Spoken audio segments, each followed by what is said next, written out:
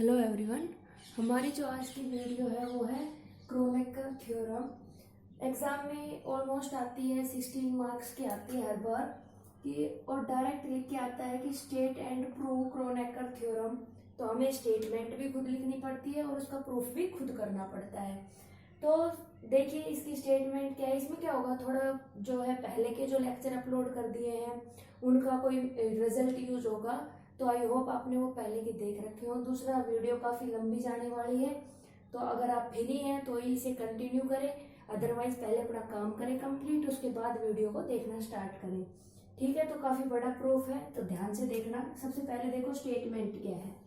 Statement देखो क्या है, if P x is any irreducible polynomial. क्या है कि कोई पी एक्स है, ठीक है, और इस पी एक्स, ये पी एक्स क्या है, एक पी फॉर पॉलिनोमियल, कि पी एक्स एक पॉलिनोमियल है। कंडीशन क्या है कि वो पॉलिनोमियल मेरा कैसा होना चाहिए, इरेड्यूसिबल होना चाहिए।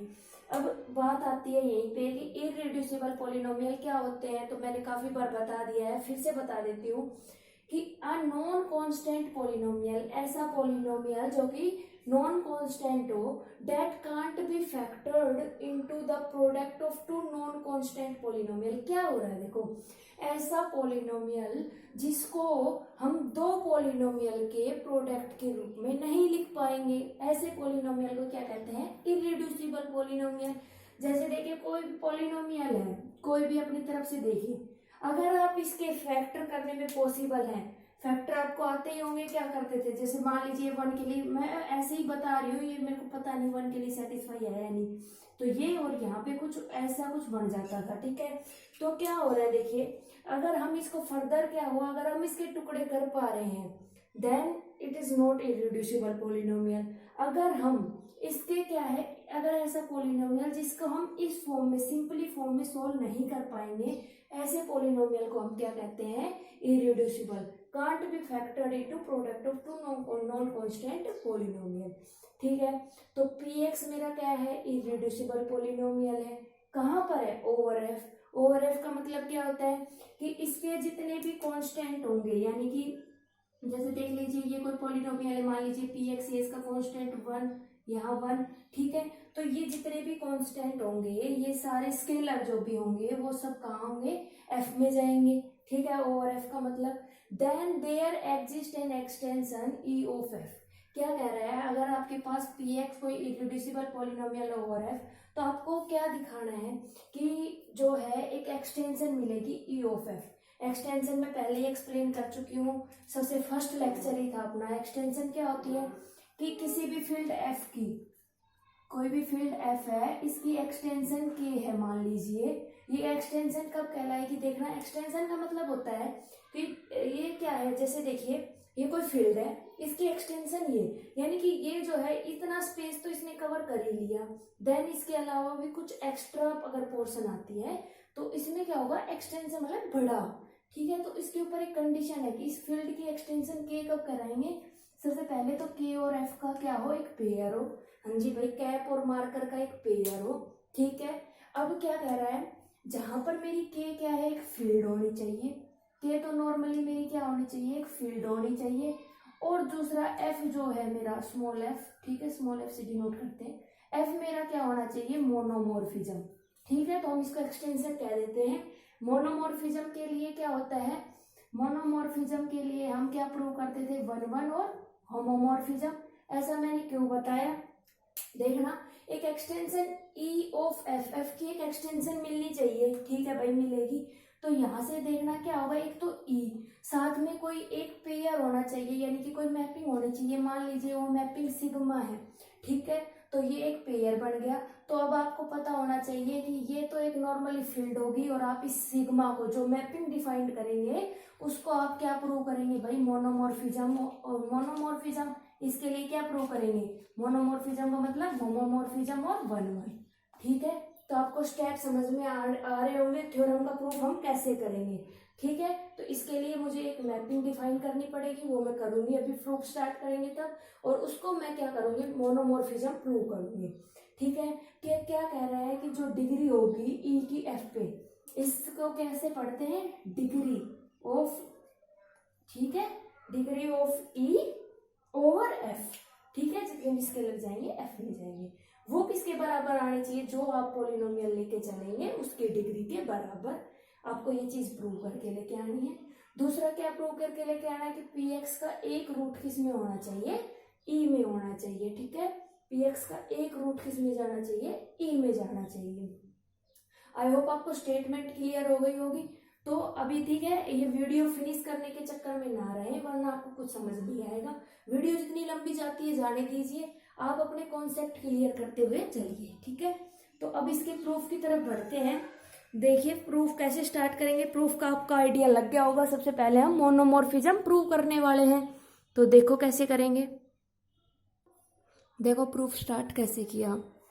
मान लीजिए ये तो मेरी कोई फील्ड थी, मैंने ई को लिख दिया भाई कि एफ एक्स ओवर एम। तो अब बात आती है कि अगर फील्ड को फील्ड के इक्वल लिख रहे हो तो आपको ये बताना पड़ेगा कि ये भी एक फील्ड है, F of X over M.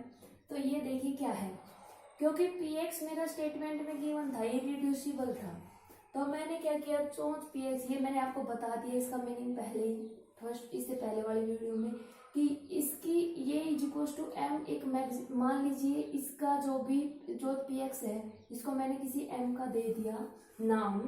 तो ये देखो अगर ये पॉलिनोमियल ये है इरेड्यूसिबल, तो जो इसकी चोंच पी एक्स है वो मैक्सिमम आइडियल बनेगा F of x ring of polynomial over x. तो वही मैंने लिखा और मैंने इस चोंच पी एक्स का नाम कोई एम दे दिया। तो देखिए जब ये भी मैक्सिमल आइडियल है तो इसको इससे डिवाइड करोगे तो भी वो क्या बनेगी, एक फील्ड। तो हम इसको क्या कर सकते हैं, ये लिख सकते हैं क्योंकि ये भी एक मेरी फील्ड है। अब देखो ये यहाँ तक ये चीज कहीं यूज भी नहीं है, ये अगर आप स्किप करना चाहे तो स्किप कर सकते हैं। मेन प्रूफ यहाँ से है कि एक मैपिंग डिफाइन करेंगे सिग्मा एफ से ई में बाई, कैसे डिफाइन किए भाई, देखो सिग्मा कोई अल्फा ले लिया एफ से, यही तो लेते हैं, इससे कोई मेंबर लेते हैं, वो इक्वल आएगा अल्फा प्लस एम से, एम वही है मैक्सिमम आइडियल, ठीक है। तो for every alpha belongs to F over F का मतलब यही था कि एफ इसमें जाएगा।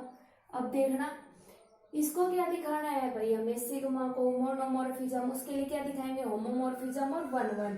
तो सबसे पहले होमोमॉर्फिज्म वो तो आता ही होगा, कितने साल हो गए करते करते, वेक्टर एडिशन स्केलर मल्टीप्लीकेशन।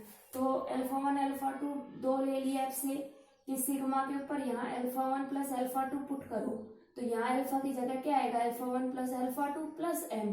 क्या किया, एक बार अल्फा 1 प्लस एम और एक बार अल्फा 2 प्लस एम। तो यहाँ देखना जब अल्फा 1 प्लस एम आएगा तो यहाँ क्या आ जाएगा, sigma alpha 1, alpha 2 plus M आएगा तो यहाँ sigma alpha 2। Vector addition prove. अब देखना scalar multiplication, sigma of alpha 1 alpha 2 की मल्टीप्लाई लेके चले तो यहाँ क्या आ जाएगा, अल्फा 1 अल्फा 2 प्लस एम। फिर क्या हुआ, अल्फा 1 के साथ एम इंटू अल्फा 2 के साथ एम, तो ये वैल्यू आ जाएगी sigma alpha 1 into sigma alpha 2। तो सिग्मा क्या होगा, एक होमोमॉर्फिज्म हम यहाँ से प्रूव कर चुके हैं। अब देखना सिग्मा को 1 1 के लिए क्या करते थे, वही करते थे कि अल्फा किस में बिलोंग करेगा, इसके कर्नल में। सिग्मा को इधर लेके आओ तो सिग्मा अल्फा किस में बिलोंग करेगा, एम में। कर्नल क्या है, maximum ideal M. Sigma alpha की वैल्यू उठाओ, alpha M plus M is equal to M. ये नहीं है, इससे इसे कैंसिल मत कर देना, ये फील्ड के कॉन्सेप्ट कैंसिल नहीं होते हैं, ठीक है। तो यहाँ से क्या होगा, सिग्मा किस में बिलोंग कर गया मेरा, एम में। एम क्या है, इसकी वैल्यू 400 पी एक्स। तो यहाँ से क्या पता चलता है कि ये मैंने पहले ही बता चुकी हूँ, मैं ये शायद पेज नंबर 17 था ये, जब मैंने वो एक थ्योरम कराई थी उसमें मैंने सारे रिजल्ट बता दिए कि अगर ये इसमें वो करता है तो क्या करता है, पी एक्स जो है अल्फा को डिवाइड करेगा और यहाँ से जो नीचे डिनोमिनेटर होता है उसकी वैल्यू क्या आती है, 0। अल्फा की वैल्यू 0 आ गई, तभी मैंने कहा था कि जो पहले के लेक्चर है वो आपने देखे हुए हों, तभी आपको ये सारी चीजें क्लियर हो पाएंगी, ठीक है। तो यहाँ से क्या हो गया भाई, ये अल्फा 0 तो यहाँ से ये 0 तो कर्नल सिग्मा 0, तो यहाँ से सिग्मा मेरा क्या क्या हो गया, 1 1 प्रूव। अब देखना 1 1 भी कर चुके हैं हम और होमो भी, तो यहाँ से सिग्मा मेरा क्या बढ़ गया, मोनोमॉर्फिज्म। तो यहाँ से एक चीज तो प्रूव हो गई कि ई सिग्मा मेरी एक्सटेंशन बढ़ गई एफ की। अब प्रूव क्या करना है कि ई की एफ पे डिग्री किसके बराबर आएगी, जो भी डिग्री लेके चलोगे आप पॉलिनोमियल को, तो सबसे पहले आपको पॉलिनोमियल ही कंसिडर करना पड़ेगा, ठीक है।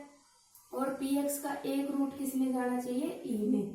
तो ये सारी चीजें हम प्रूव करेंगे अब नेक्स्ट, ठीक है। तो अभी नेक्स्ट देखो कैसे बढ़ते हैं आगे। यहाँ तक आई होप आपको सब क्लियर होता चल रहा होगा। इसके आगे का प्रूफ ये करते हैं, वीडियो काफ़ी लंबी हो रही है तो इसका सेकंड पार्ट दे देते हैं। तो यहाँ तक आप आज ही कर लेना, कल आपको सेकंड पार्ट मिल जाएगा, देन दोनों को मिक्सअप कर लेना, क्योंकि एक साथ आपको इतनी चीज़ें समझ नहीं आएंगी। दूसरा, मेरी तबीयत काफ़ी दिनों से ख़राब चल रही है तो मेरे से काफ़ी देर तक खड़ा नहीं हो पा रही हूँ मैं, तो लिखा नहीं जा रहा, ठीक है, मेरे पैर दर्द करने लग गए हैं। तो आज के लिए सॉरी, यहीं पे स्टॉप करते हैं, नेक्स्ट पार्ट आ जाएगा इसका, ठीक है। तब तक के लिए आप इतना कीजिए, बेस्ट ऑफ लक।